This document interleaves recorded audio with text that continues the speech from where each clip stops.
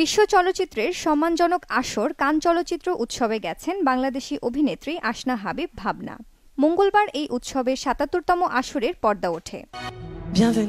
Red কার্পেটে নজরকাড়া পোশাক ও চোখ ধাঁধানো লুকে বিশ্বের অন্য সব তারকাদের মতন তিনিও নজর কেড়েছেন। কানে সবাই কেন আসে? পুরো পৃথিবী থেকে ফিল্ম লাভার্সরা আসে for films, for networking and to see the beautiful place and such a big film festival.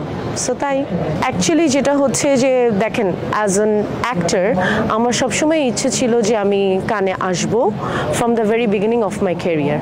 So এই তো এবার আসলাম এবং আমার মানে প্রথমে আমি যদি ক্যারিয়ারের শুরুতেই হয়তো অ্যাপ্লাই করতাম, হয়তো আমি নাও চান্স পেতে পারতাম, রাইট?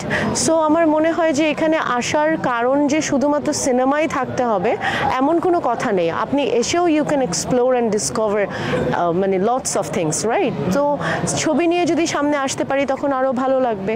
আর যেহেতু আমি আর আমার বোন এবার উইমেন্স ডেতে আপনারা দেখেছেন যে আমরা আমাদের প্রোডাকশন হাউসের অ্যানাউন্সমেন্ট দিয়েছি, ক্রো ফিল্মস।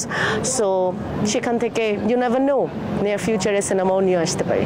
আমার মনে হয় যে দেখেন, যেটা সম্ভব হয়নি সেটা হয়নি, কিন্তু সামনের দিকে আমাদের এগিয়ে যেতে হবে এবং যারা ইন্টারেস্টেড আসলে ফিল্ম ফেস্টিভ্যালে আসার জন্য, যারা চায় যে তাদের সিনেমাটা ফিল্ম ফেস্টিভ্যালে দেখানো হোক, তারা কিন্তু তাদের পথটা খুঁজে বের করবে। অতীতে যারা করেছে, তারেক মাসুদ যেভাবে কাজ করেছে বা যে পরিসরে কাজ করেছে, কানে কিন্তু ববিতা ম্যাডাম এসেছে, রোকেয়া প্রাচী, এবং রোকেয়া প্রাচী কিন্তু ক্যান ফিল্ম ফেস্টিভ্যালে অ্যাঙ্কারিংও করেছে, ঠিক আছে, ওপেনিং দিনে তারা, জয়ন্ত চট্টোপাধ্যায় এবং রোকেয়া প্রাচী।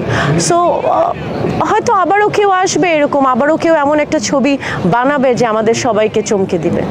সামাজিক যোগাযোগ মাধ্যমে পোস্ট করা ছবিতে জানিয়েছেন কাকের থিমে তৈরি পোশাকের বিষয়ে। ছবিতে নান্দনিক পোশাকের সাথে আত্মবিশ্বাসী ভাবনা মুগ্ধতা ছড়িয়েছেন সবখানে। এবার কান উৎসবের উদ্বোধনী সিনেমা হিসেবে নির্বাচিত হয়েছে ফ্রান্সের দ্য সেকেন্ড অ্যাক্ট। কোয়ান্তা দুপিয়ার পরিচালনায় কমেডি ধাঁচের এই সিনেমায় অভিনয় করেছেন লিয়া সিটস, ভিনসেন্ট লিন্ডন, রাফায়েল কুইননার্ড।